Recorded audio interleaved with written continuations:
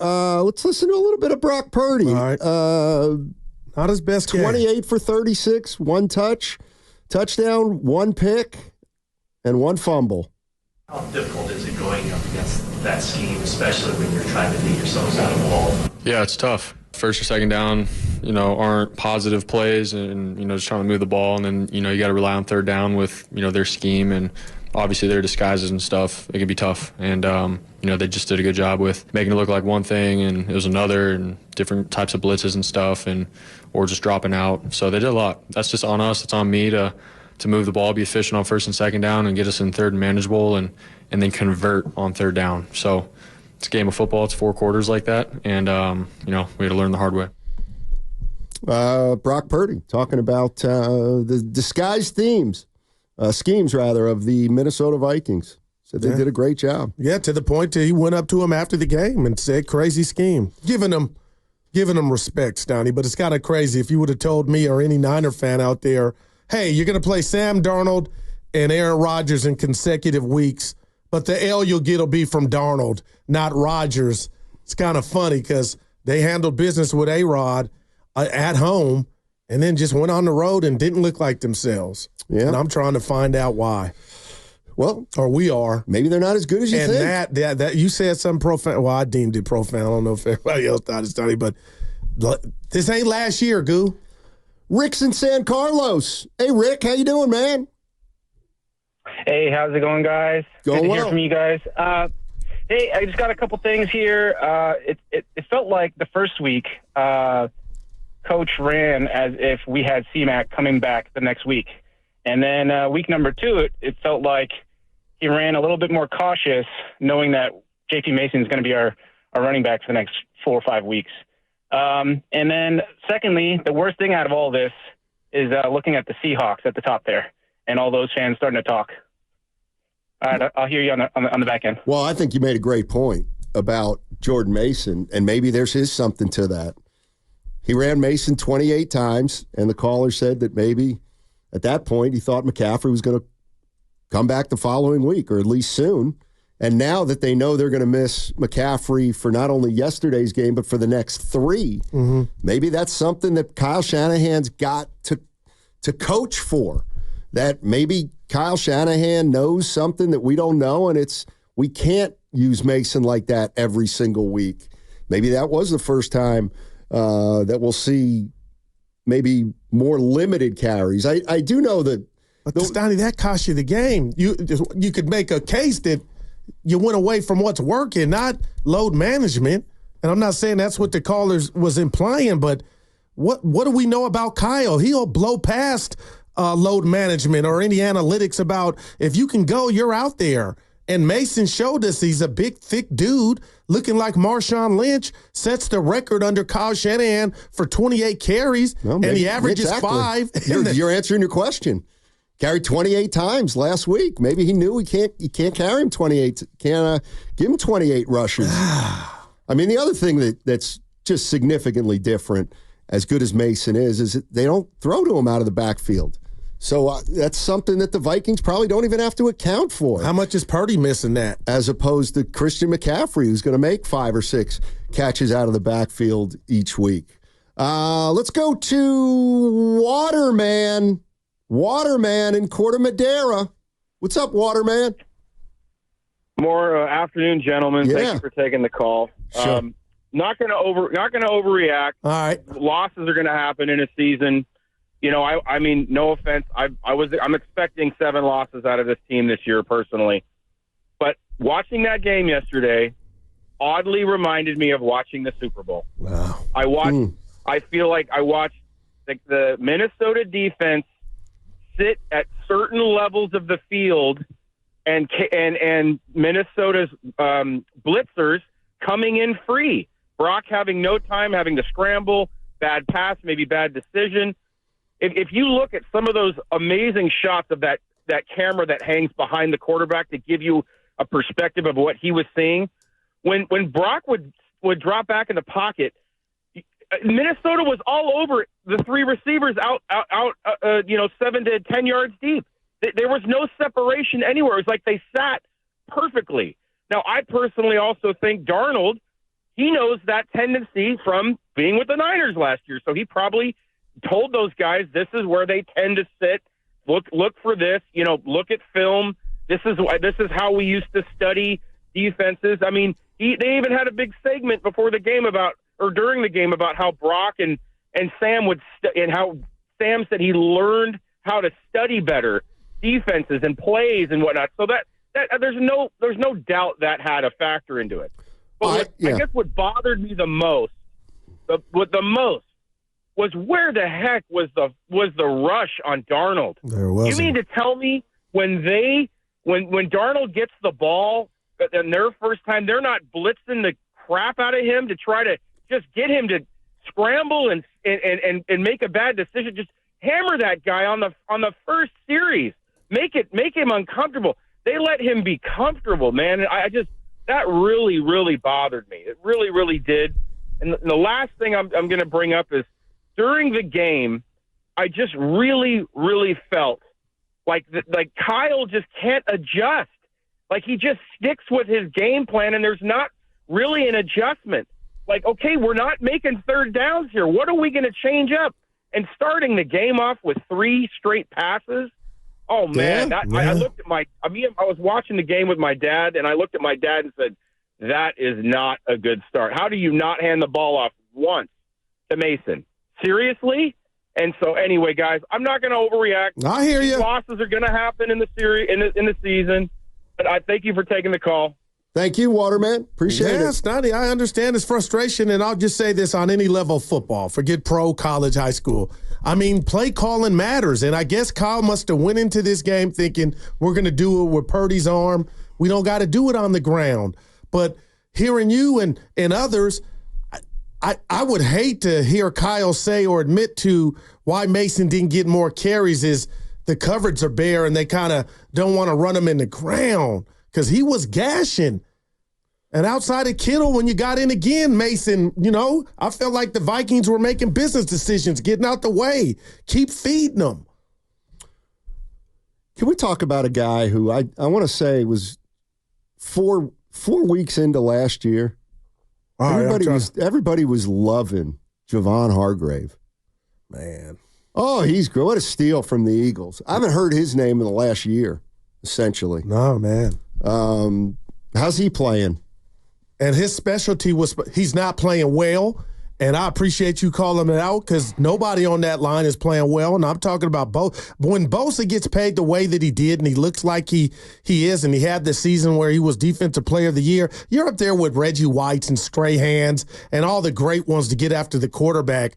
And Steiny, I'm just not seeing him be disruptive. I feel like he's using the same move to come around the outside, like sometimes just bull rush a dude and knock him back to get to the quarterback. Okay, I'm not saying that's why they lost, but Hargrave, when he came over from Philly, Steiny, his specialty was he could get you sacking the quarterback. Maybe run defense wasn't his thing, but he's not even doing that. He's not even getting home. And they got the ball ran down their throat. And to that last caller's point about the Super Bowl, the Niners offense looked better in the Super Bowl than they did yesterday. Yesterday, they were stymied. So a lot of this is lipstick on a pig when you talk about the 300 yards. But Mason, I ain't taking that from him. He was a bad boy, but just didn't get the totes. Let's go to Antonio in Oakland. What's up, Antonio? How you doing, man? Oh, man, that was a horrible game. We got beat on both offensive and defensive lines. Javon Hargrave's looking like our Albert Haynesworth, from many years ago. Wow. Kind of that big deal, and I don't even like that, man. But, yeah, when you face a great quarterback, you got to play coverage. But when you face somebody who's average or below average, you got to blitz. And we should have blitzed Sam Darnold. Me, personally, I like Sam Darnold. I want us to keep him as a backup, but that was just a horrible thing to not get pressure on him. And Justin Jefferson, keep everything in front of you, man. Like, that guy is the best receiver in the league. Make somebody else beat you. Like, what are you doing? That is so silly. And Brandon Aiyuk, we need him to wake up. When he wakes up, then our whole offense is going to be, unstoppable. But that's really the elephant in the room right there, man. Like, Aiyuk, he's so rusty, and it's obvious. But we're going to be all right. Like I said, I never predicted 17-0. I said 13-4. You guys, a couple weeks ago, I told you guys so. You want to change it? But Antonio, real quick here, I don't hate because your family, You called Friday with that energy about this was going to be a walk in the park. Oh, that wasn't me. That must have been somebody else. I mean, I did expect to win, though, but I'm just saying. But maybe it was Thursday, baby. I love you. Thanks, A. Appreciate the call. Hey, let's put a rat on the table brought to you by Adco Steiny. Brandon Aiyuk caught 4 or 5 balls thrown his way. The rat on the table is, did he pick the worst year to hold out because there's no McCaffrey? I'm starting to wonder now if he's the byproduct, like any receiver would be, of having McCaffrey in this offense, then he can go do his thing and look stellar at it. But with no McCaffrey, partner, I'm starting to wonder, like, they didn't have much separation yesterday. Debo caught his in the middle. Then there were some high throws, but I'm wondering about, like, Aiyuk. And now you're wondering about Aiyuk. Well, I didn't know there was going to be no McCaffrey. There would be no McCaffrey. So now it's just like a chain reaction. Well, then he's not the kind of receiver you thought he was. Aiyuk. Whoa. Kittle 7 for 76. He balled out. I mean, they paid Aiyuk $30 million, and he might be the team's third option. Behind McCaffrey and behind Debo Samuel. Well, that would make you the second option now with no McCaffrey. Well, 210 for third down. Like, what's going? That can't all just be Kyle, right? No. And Purdy, Steiny, the ball coming out his hand. That wasn't a good. That was a Jimmy type play. You know, that I remember Jimmy doing stuff like that. From the 510, texted in a few weeks back when you were talking about who needs to show up most this season. I said Purdy, and my reasons were that he didn't play well against well-coached defenses. This proved my point yet again because it was the same as last year. That's from the 510. Now, what if we said the Jets last week? Jets stink. And that they battle with Tennessee. They stink. Hey, man. Yeah, that's what we got to start acknowledging. The teams that stink acknowledge they stink. Same record as the Niners. Yeah, that's true. Maybe the Niners. Hey, you know what? Maybe the Niners stink. We don't know they don't yet. But the 20 carries, I'll never get the answer. I know we got the guys coming up in the crossover, Steiny, but it can't be load managed. Mason was eating. And you talked about it. I know you're sitting over there looking at me. 3 passes in the red zone. Like, that's when you go to your beast mode. And you got something like that. Use it.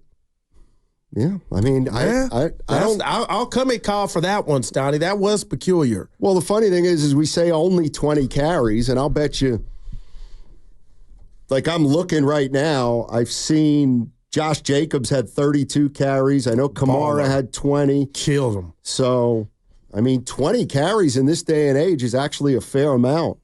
But did you want to give him the ball more? Nobody for the Vikings had over 10, but they all averaged over 6 yards. Ty Chandler, 8.2 yards a pop. He was gashing them. Sam Darnold, 6.4. Aaron Jones. That fumble, Steiny, that prevented the game from being a blowout. Let's be real. It was going to be 27-7 with 8 seconds left in the third quarter. And that would have pretty much been all she wrote. But, again, it was one game. And I got to check myself because I came in here whispering sweet nothings about Kyle. He can do it without McCaffrey, the Niner defense. So I got to check myself and slow down and say, Goo, it's one game. But, man, it was bad. Pierce Evans on the YouTube chat says 6 teams had one running back with 20 carries or more. Yeah, I was about halfway through, and I had Shane, the guy from Miami, was playing for Mostert. And how'd he do? He had 22 carries. Kamara had 20. Josh Jacobs had 32. 20 for Jordan Mason. And that means if Pierce is right, there were 2 other guys with 20-plus carries. And also 6 backs in week 1 with over 20 carries. So that's 6 backs out of 32. But Kyle blew past that with 28. What's your point? I don't think he cares what's going on anywhere else. The bottom line is, why did he only use Barry Sanders this game? Maybe because when the game called for you to continue to run it is all. Well, did it? They were down the whole game. No, not early when they had the first and goal and they threw the ball 3 times. Right. Kyle, he must have really left out the locker room or was in the lab thinking, we're going to win this game in the air. Let's go to Will in the East Bay. What's up, Will? How you doing? I'm doing well, gentlemen. How are you this morning? Hey. Good. Try to figure it all out. It's let me fix something. It's Achan for the Dolphins. But he did have 22 carries on Thursday. Yes, he did. Well, let me just say your previous caller really hit it on some bullet points. And you got a long laundry list of things to break down. Obviously, you got a 4-hour program, and you'll probably carry it into tomorrow. But the one thing, and I don't mean to sound redundant here, when everything else fails, the offensive, defensive lines, throwing into double coverages, being rushed.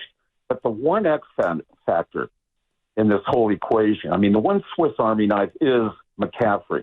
This is a guy that operates outside of the basic playbook.